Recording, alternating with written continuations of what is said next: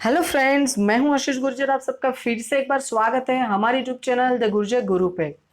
Standard 12 की अगर बात करें तो उसमें इंडेक्स नंबर चैप्टर चल रहा है हमारा। उसमें अब तक हमने सेक्शन डी तक कंप्लीट कर लिया है। आज हम सीखने वाले सेक्शन ई के बारे में। So let's begin. फ्रेंड्स, अगर सेक्शन ई की बात करें तो इसमें से वैसे तो कोई सम आने वाला नहीं है। 5 मार्क्स के सम आते हैं जो हमारी बोर्ड की एग्जाम है, और सेक्शन ई के जो क्वेश्चन होते हैं वो 4 मार्क्स के होते हैं। बट ये सेक्शन करने से आपको ये फायदा होगा कि इसमें से जो सम है या तो 5 मार्क्स में पूछ सकते हैं अगर बड़ा और अच्छा सम है तो, या तो फिर मीडियम रेंज का सम है तो उसको 3 मार्क्स में भी वो लोग पूछ सकते हैं। तो ये बेनिफिट होने वाला है, इसलिए हम ये सेक्शन करने वाले हैं। नाउ अब देखते हैं फर्स्ट क्या बोल के रखा है। सम नंबर 1 की अगर बात करें तो बोले find the general index number using the following data about the price of different item in the year 2012 by taking the base year 2012। समझ में आया? क्या पूछा गया आपको? जनरल इंडेक्स नंबर हमें फाइंड करना है और बेस ईयर किसको लेना है? 2010 को बेस ईयर लेना है। नाउ यहाँ पे अगर बात करें तो यहाँ पे मुझे आइटम दे के रखी है, यूनिट में quintal, KG, dozen, metre, litre, पर कोई काम का नहीं है। प्राइस की बात करें तो 2010 का है, उसको हम बोल देंगे P0, और 2012 का जो है उसको बोल देंगे हम P1। सो ये कुछ हमें प्राइसेस भी दे के रखी है। अब इसका सॉल्यूशन देखते हैं। तो सॉल्यूशन की अगर बात करें तो उसमें हमने आइटम लिख दिया, देख लो, यूनिट भी एज इट इज लिख दिया, कोई काम का नहीं है। P0 जो 2010 का प्राइस था, P1 जो 2012 का प्राइस था। ना मुझे जनरल इंडेक्स फाइंड करना है तो पहले मुझे इंडेक्स फाइंड करना पड़ेगा। तो मैं हर एक का इंडेक्स फाइंड करूंगा by applying P1 by P0 multiply with 100। इसके हिसाब से 120 बाय 110 मल्टीप्लाई विथ 100 109.09। वैसे ही आप करोगे 70 divide by 50, 60 divide by 40, 90 divide by 80 and 20 divide by 20। तो कुछ ये हमें आंसर्स मिलेंगे। इन सारे आंसर्स का कर दिया हमने टोटल, तो मिला 611.69। अब हमें पूछा गया था जनरल इंडेक्स नंबर। सो उसके लिए हम क्या करते हैं, जो इंडेक्स का टोटल आया है उसको जितनी आइटम्स है उससे हम क्या कर देंगे, डिवाइड कर देंगे। सो वो है 5। सो हम 5 से डिवाइड करेंगे तो हमारा फाइनली आंसर हो जाएगा 122.32। Is it clear? I hope कि समझ में आ गया, बहुत ही इजी था। नेक्स्ट सम नंबर 2 की अगर बात की जाए तो उसमें क्या बोला गया है, compute the index number for the year 2015 with the base year 2010 by the method of total expenditure using the following method. आपको क्या बोल दिया गया है कि कंप्यूट द इंडेक्स नंबर, और किसके लिए फाइंड करना है? 2015 के लिए, और बेस ईयर क्या रखना है? 2010 आपको बेस ईयर रखना है। आइटम की बात करें तो ABCD तक दे के रखा है। प्राइस की अगर बात करें तो ये हो गया P0। प्राइस ऑफ 2015 की अगर बात करें तो ये हो गया P1, और क्वांटिटी 2010 की अगर बात करें तो ये हो गया आपका Q0। और ऐसे कुछ हमें इंफॉर्मेशन दे के रखी है। नाउ अब आगे अगर बात करें तो आगे हमारे पास जो इंफॉर्मेशन है उसके हिसाब से हमने जो सम किया, तो ऐसी कुछ डिटेल्स मैंने पहले ही लिख दी है। यहाँ तक का तो मैंने पहले ही लिख दिया है। अब ये हमें फाइंड करना पड़ेगा। वैसे देखा जाए तो बोला क्या है कि टोटल एक्सपेंडिचर मेथड अप्लाई कर दो। अब टोटल एक्सपेंडिचर मेथड के लिए अगर बात करें तो उसमें हमें क्या फाइंड करना पड़ेगा, तो हमें फाइंड करना पड़ेगा P1 Q0, और सेकेंड फाइंड करना पड़ेगा हमें P0 Q0। तो ये P1 Q0 की अगर बात करें तो ये है मेरा P1 और ये है मेरा Q0। इन दोनों को मल्टीप्लाई कर दिया सिंपली, तो ये कुछ आंसर मिल गया। P0 Q0 की अगर बात करें तो ये P0 और ये Q0 है हमारे पास, और इसको मल्टीप्लाई कर दिया तो कुछ ऐसे आंसर्स मिल जाएंगे। उसका टोटल कर दिया, टोटल करने के बाद जो फॉर्मूला है वो अप्लाई कर दो। फॉर्मूला सिंपल लास्ट पर वाला ही यूज होगा। सो फाइनली आपको आंसर मिल जाएगा 149.41। सिंपल है ना फ्रेंड्स? वैसे देखा जाए तो ये आप खुद कर सकते हो, बट जस्ट आपको एक आंसर की मिल जाए उस इंटेंशन से ये क्रिएट किया गया है।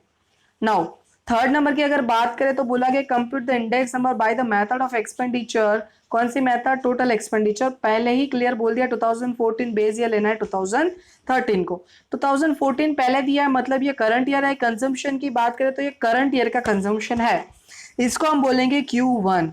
प्राइस की अगर बात करें तो ये करंट ईयर की प्राइस है, इसलिए इसको बोलेंगे P1। 2013 की जो प्राइस देके रखी है वो P0 है। देखो फ्रेंड्स, अब कंजम्पशन जो है वो करंट ईयर की क्वांटिटी है। इससे मैंने आप लोगों को पहले ही बताया था, टोटल एक्सपेंडिचर की अगर बात करें तो उसके अंदर अगर आपको बेस ईयर का प्राइस दिया है तो आप लास्ट ईयर का फॉर्मूला अप्लाई करोगे। अगर आपको करंट ईयर की क्वांटिटी दे के रखी है तो आप क्या अप्लाई करोगे, पाशे। समझ में आया? तो यहाँ पे ऐसा ही कुछ होने वाला है। देख लो, ये Q1 लिख दिया, P1 लिख दिया, P0 लिख दिया। तो पाशे के हिसाब से मुझे P1 Q1 फाइंड करना पड़ेगा, तो इन दोनों का मल्टीप्लिकेशन, तो ये कुछ मिल जाएगा आपको। फिर P0 Q1 की बात करें तो ये P0 है और ये Q1, इन दोनों का मल्टीप्लिकेशन कुछ यहाँ पे आएगा। तो ये आंसर मिल गया, इन दोनों का टोटल कुछ ऐसा रहेगा। अप्लाई करो पाशे का जो फॉर्मूला है वो summation of I W divide by summation of P0 Q1 multiply with 100, 1180 divide by 1020 multiply with 100। So final answer आपका क्या रहेगा, 115.69। देखा जाए तो कोई रॉकेट साइंस नहीं है, सिंपल वही चीज है जो हम पहले सीख चुके हैं। वैसे थोड़ा स्पीड में आगे बढ़ेंगे। Now fourth, use the following information, find the fix base index number for the 2008 को बेस ईयर लेके and find the index number taking average of 2008 and 9। सो ये 2008, ये 2009, इन दोनों का एवरेज कितना हो जाएगा, 35 हो जाएगा। सो ये हम ले लेंगे। नेक्स्ट देख लेते हैं उसका सॉल्यूशन। तो ये देखो फिक्स्ड बेस किया है, नहीं समझा रहा हूँ ज्यादा डिटेल में क्योंकि ये आपको पता है। और यहाँ पे एवरेज कितना आया था, 35, इसलिए देख लो हर एक के डिनोमीटर में 35, यहाँ पे बेस 32, तो डिनोमीटर में 32, इसलिए ये भी सॉल्व हो जाएगा आप लोगों से। ये अपना खुद ट्राई करना, अदरवाइज ये स्क्रीनशॉट ले लेना। नाउ फिफ्थ नंबर की बात करें तो इसके अंदर बोला गया था index number of the different group industrial output of city and the weight of these group are given below. Find the index number of the industrial production।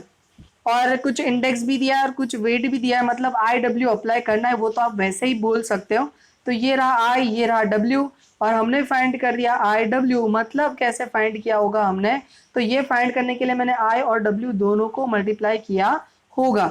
IW का टोटल आ गया 37,918.9 और W का टोटल आ गया 100। यही चीज मैंने यहाँ पे फॉर्मूला में अप्लाई कर दी, I equals to summation of IW divide by summation of W। तो इसका कुछ आंसर ऐसा रहेगा 379.19। ठीक है, समझ में आ गया? स्पीड में इसलिए जा रहे हैं क्योंकि ये हमने पहले ही क्या कर लिया है, देख लिया है। फ्रेंड्स वीडियो अच्छा लग रहा है तो लाइक कर दीजिए, क्योंकि आप देखते हो सब्सक्राइब करते हो पर लाइक नहीं करते। सिक्स नंबर की अगर बात करें तो price of wheat increase by 70% and price of rice increase by 40%।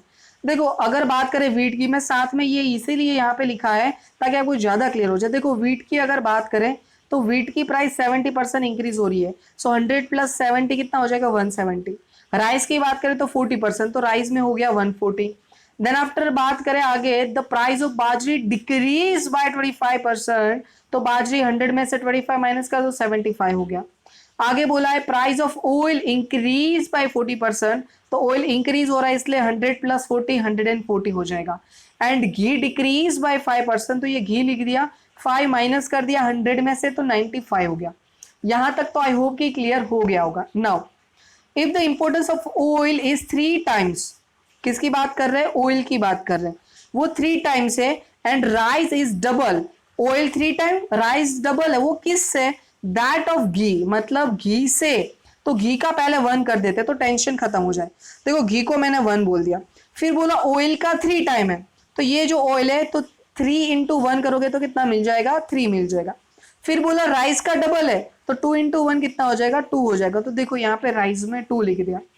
और आगे बोला है and each of wheat and bajri is double that of rice. Rice का जितना है उससे डबल व्हीट एंड बाजरी का है, तो राइस का कितना है 2, तो उसका डबल कितना होता है 4। तो वो देखो व्हीट में 4 है, बाजरी में भी 4 है, तो ऐसे करके हमें वेट बनाना पड़ा। ये इंपॉर्टेंट पोर्शन था इस सम का, सो ये देख लेना। नेक्स्ट IW फाइंड करना था, वो तो पूरा नहीं घिसी पिटी बात है, उसका टोटल कर दिया, समेशन ऑफ W फाइंड कर लिया, सब कुछ किया, final answer 126.79।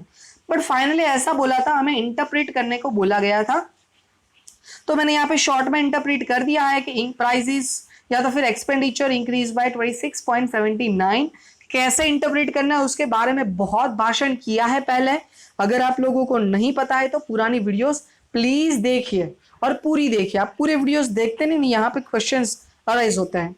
Now final question अब हमारा 7 नंबर का, calculate the real ways of worker class from the following data about their monthly wages, find the purchasing power. दो चीजें बोली है, एक रियल वेज फाइंड करो और दूसरा purchasing power of money in the year 2015 considering the year 2008 as the base year.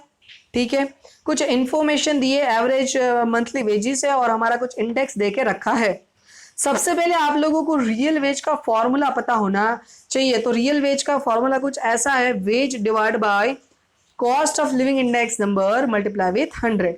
तो देखो ये वेज है 15,000 और इसका इंडेक्स 120 है, तो 15 डिवाइड बाई 120 मल्टीप्लाई विथ 100 तो 12,500। कुछ ऐसा ही यहाँ पे होगा, 18,000 डिवाइड बाई 180 इंटू 100 करोगे तो 10,000।